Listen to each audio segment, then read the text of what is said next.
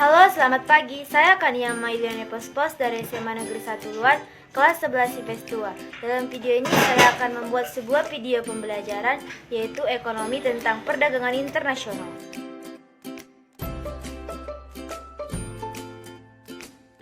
Perdagangan internasional. Perdagangan internasional adalah perdagangan yang dilakukan oleh penduduk suatu negara dengan penduduk negara lain atas dasar kesepakatan bersama.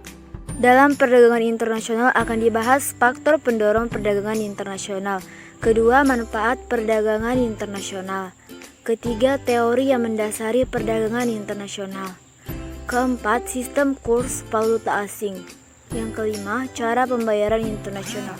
Keenam, kebijakan perdagangan internasional. Kita lihat yang pertama, faktor pendorong dari perdagangan internasional ada perbedaan iklim.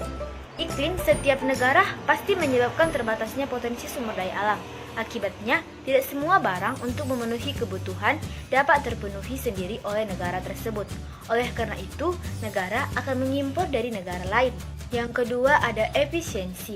Efisiensi adalah suatu standar ukuran tentang keberhasilan suatu upaya atau program yang ditentukan berdasarkan besar kecilnya biaya yang digunakan untuk menjalankan upaya tersebut. Faktor yang ketiga adalah perbedaan teknologi. Negara-negara dengan penguasaan ilmu pengetahuan yang tinggi tentu akan menghasilkan sebuah teknologi yang berkualitas, bermutu. Contohnya adalah Jepang. Jepang sudah berhasil menciptakan teknologi merakit motor, sedangkan Indonesia belum. Kejadian tersebut dapat menyebabkan terjadinya transaksi perdagangan internasional. Yang ketiga ada faktor perbedaan selera. Ternyata selera termasuk faktor pendorong terjadinya perdagangan internasional. Contohnya adalah Indonesia mengimpor apel New Zealand ke Indonesia. Tetapi tidak semua warga Indonesia menyukai apel New Zealand tersebut. Keuntungan. Ada kalanya para produsen menjalankan produksinya dengan tidak maksimal karena takut menghasilkan kerugian. Namun beberapa produsen ada juga yang sengaja melakukan produksi besar-besaran untuk menambah keuntungan atau devisa, sehingga akan mendorong mereka untuk melakukan perdagangan internasional. Yang terakhir ada perbedaan sumber daya alam.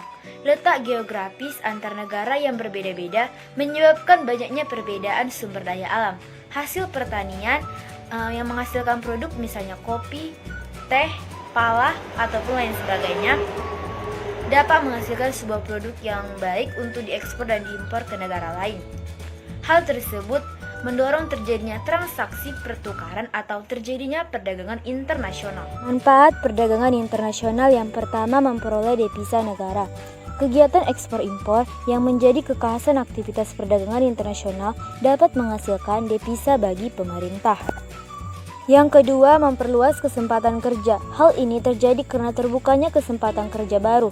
Contohnya, karena peningkatan pemerintah produk tekstil dari negara-negara lain ke Indonesia. Jika meningkat, dapat membuka kesempatan kerja baru. Yang ketiga, menstabilkan harga, sama dengan menjaga stabilitas harga. Persediaan barang yang terbatas di dalam negeri, sementara kebutuhan Indonesia terus meningkat dapat mendorong naiknya harga. Upaya penambahan persediaan barang melalui impor barang dari negara tetangga. Meningkatkan konsumsi. Barang yang diperdagangkan harus memenuhi standar baku yang telah ditetapkan. Hal ini mendorong produsen untuk meningkatkan mutu kualitas produk. Mempercepat alih teknologi. Transfer teknologi. Contohnya dengan banyaknya jasa perbaikan mobil, HP, dan komputer. Hal tersebut sebagai jalan dari wujud adanya transfer teknologi akibat kegiatan impor barang dari luar negeri tadi. Teori-teori perdagangan internasional. Yang pertama ada teori Adam Smith. Teori ini menjadi salah satu teori yang paling terkenal. Teori ini dikemukakan oleh Adam Smith. Ini menyatakan bahwa keuntungan mutlak merupakan keuntungan yang didapatkan oleh sebuah negara karena berhasil membuat biaya produksi dengan harga yang lebih murah dari negara lain. Dalam teori ini, jika biaya produksi antar negara tidak berbeda, maka perdagangan internasional tidak akan ada alasan untuk pada saat melangsungkan perdagangan tersebut. Teori yang kedua ada teori dari David Ricardo. Teori ini berpendapat bahwa meskipun sebuah negara tidak memiliki keunggulan mutlak dibandingkan dengan negara lain dalam memproduksi barang tertentu, Perdagangan internasional antar negara yang saling menguntungkan masih dapat terjadi, dengan catatan bahwa negara melakukan spesialisasi produksi terhadap barang yang memiliki biaya relatif lebih kecil dibandingkan negara lain. Sistem kurs valuta asing.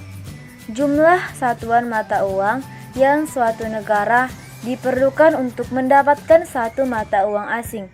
Jika penawaran mata uang asing bertambah, maka harga akan turun. Misalnya, perbedaan antara nilai dolar dengan rupiah.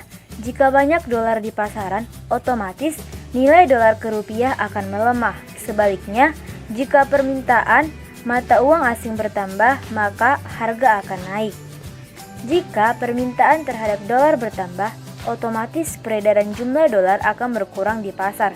Dan ini akan membuat harga dolar terhadap harga rupiah menguat, artinya harga dolar akan lebih naik dibandingkan dengan rupiah. Jenis-jenis sistem kurs valuta asing.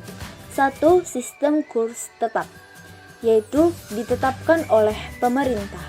Yang kedua, sistem kurs bebas, yang ditetapkan sesuai mekanisme pasar tanpa campur tangan pemerintah.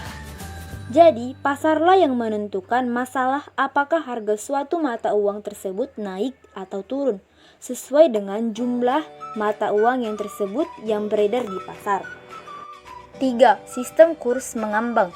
Kurs mengikuti mekanisme pasar, tetapi pemerintah tetap melakukan kontrol. Kontrol ini dilakukan terhadap pasar. Cara-cara pembayaran internasional. Yang pertama, tunai, yaitu importir membayar secara tunai. Yang kedua, transfer telegrafis atau cable order, yaitu perintah pembayaran oleh bank dalam negeri kepada bank di luar negeri. Yang ketiga, wesel atau commercial bill of exchange, yaitu surat perintah bayar kepada pihak yang namanya tertulis pada surat wesel. Yang keempat ada letter of credit atau LC, surat yang persetujuan bank untuk membayar wesel yang ditarik oleh eksportir. Kebijakan perdagangan internasional di bidang impor. 1. Kuota, yaitu pembatasan jumlah impor agar tidak mengganggu produksi dalam negeri. Jadi, jumlah barang impor yang masuk ke dalam suatu negara dibatasi sehingga produsen di dalam negeri tidak kehilangan pelanggan. Yang kedua, tarif, yaitu pemberlakuan tarif tinggi untuk barang impor agar barang sejenis di dalam negeri bisa bersaing. Yang kedua ada subsidi, yaitu diberikan kepada produsen agar harga barang negeri lebih mudah. 4. Larangan impor. Pelanggaran impor bagi barang-barang yang dianggap berbahaya, di mana barang-barang impor dari luar negeri dilarang masuk ke dalam suatu negara karena dianggap bahaya. Kebijakan perdagangan internasional di bidang ekspor. Yang pertama, diskriminasi harga, artinya penetapan harga yang berbeda terhadap suatu barang, yaitu adanya perbedaan harga di dalam dan di luar negeri. Kedua, pemberian premi atau subsidi. Premi atau subsidi kepada barang yang di dalam negeri sehingga harga jualnya bisa lebih murah. Subsidi yang diberikan dapat berubah keringanan pajak dan tenaga ahli. Yang ketiga ada dumping. Penjual barang lebih murah di luar negeri daripada di dalam negeri. Dumping ini dianggap berbahaya karena bisa mematikan barang produsen di dalam negeri.